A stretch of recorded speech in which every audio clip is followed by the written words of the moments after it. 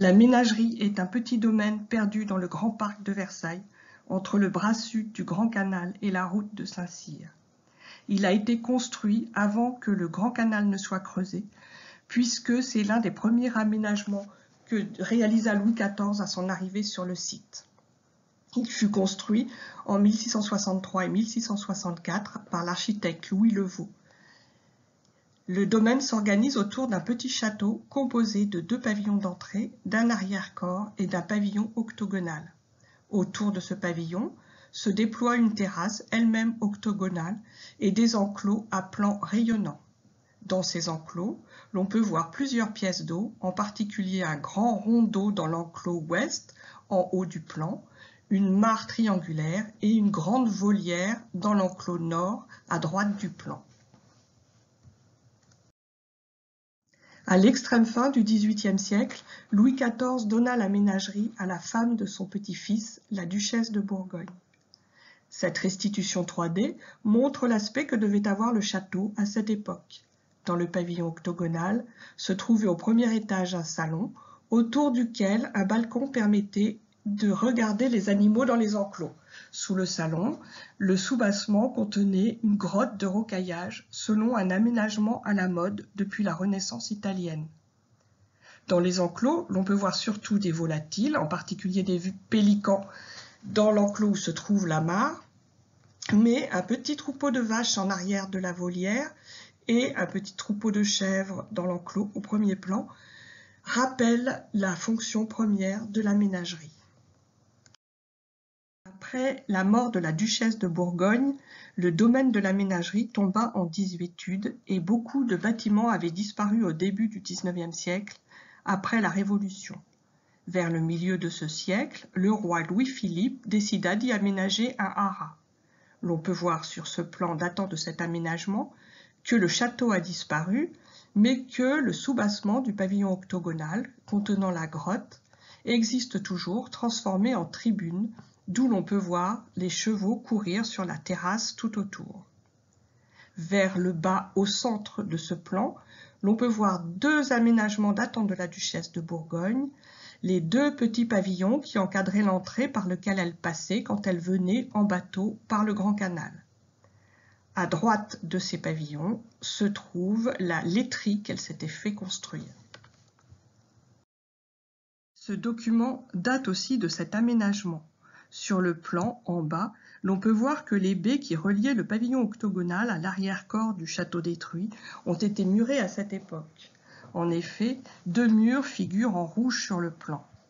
Les grilles qui entouraient la terrasse octogonale ont aussi été refaites, et en particulier les piliers qui constituaient la tête des murs séparant les enclos. Sur la coupe au-dessus, l'on peut voir le décor intérieur de la grotte. Cette grotte existait toujours à l'extrême fin du XIXe siècle et nous en avons quelques photos.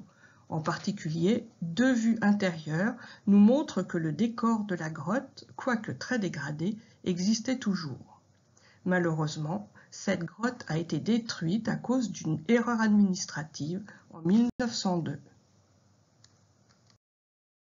Cette vue satellite montre les aménagements de la ménagerie qui existent toujours. L'on peut voir la mare des pélicans, le grand rondeau, l'un des 2 pavillons d'entrée de la duchesse de Bourgogne, l'autre étant caché par la frondaison des arbres, et sa laiterie.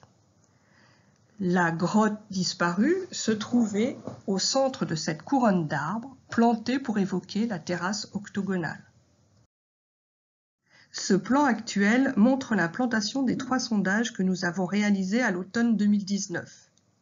Le premier sondage a été fait à l'emplacement de la grotte, le second en travers de la niche du pavillon est de la grande volière, celui que vous voyez sur le fond de la diapositive en arrière-plan en haut à droite. Le troisième sondage a été fait à l'emplacement de l'un des 2 pavillons d'entrée du château. Je ne vous parlerai aujourd'hui que du premier sondage, le plus intéressant. Pour l'implantation des sondages, nous nous sommes servis de ce plan du XVIIIe siècle montrant les réseaux hydrauliques de la ménagerie. Nos sondages ne devaient pas excéder 5 mètres sur 2. Pour celui de la grotte, nous avons choisi de le tracer en travers de l'un des pans du mur octogonal et jusqu'au centre de la grotte où ce plan montrait un aménagement hydraulique. Voici le sondage en cours de nettoyage. La photo a été prise vers le sud et l'on distingue en arrière-plan, en haut à gauche, la masse blanche de la laiterie de la duchesse de Bourgogne. En avant, entre les troncs d'arbres, se trouvent deux des piliers reconstruits en 1848. Les murs des enclos qui se trouvaient en arrière des piliers ont été arasés entre-temps, mais sont encore visibles sur le terrain. La tranchée a été ouverte en 2 temps. Dans cet état d'ouverture, l'on distingue déjà 3 structures. En premier plan, tout en bas de la photo, on distingue la maçonnerie d'un aqueduc qui était figuré beaucoup plus loin sur le plan des réseaux hydrauliques de 1768. En second plan, la fondation du mur de la grotte, constituée d'une maçonnerie de moellons et de mortier de chaux et sable jaune. Au-dessus, le mur en élévation, qui était, comme on l'a vu, constitué de grosses pierres de taille, a été démoli pour la récupération des pierres. En arrière, au milieu de la photo, se trouve le radier du sol de la grotte, constitué lui aussi d'une maçonnerie de moellons et de mortier. Au-dessus, en coupe dans la berme, se trouvent les gravats de démolition de la grotte, mis en place en 1902 lors de la démolition pour combler l'excavation puisque la grotte était semi-enterrée. Et au-dessus, l'on distingue le millefeuille des différents aménagements de sol mis en place depuis 1902.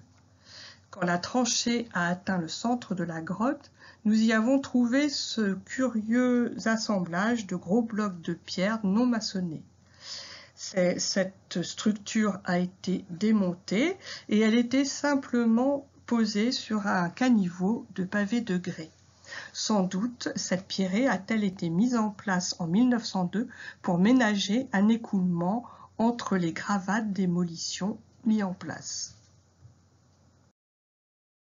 Dans les gravats de démolition de la grotte ont été trouvés quelques éléments de son décor, en particulier des coquillages de petits modules et des morceaux de pâte de verre dont la tonalité varie du bleu turquoise au vert foncé presque noir comme celui qu'on voit en bas à droite de la photo. Il y avait surtout des pitons et des clous de fer qui servaient à accrocher ce décor avec leurs fils de métal cuivreux, encore parfois accrochés à des morceaux d'enduit de la grotte.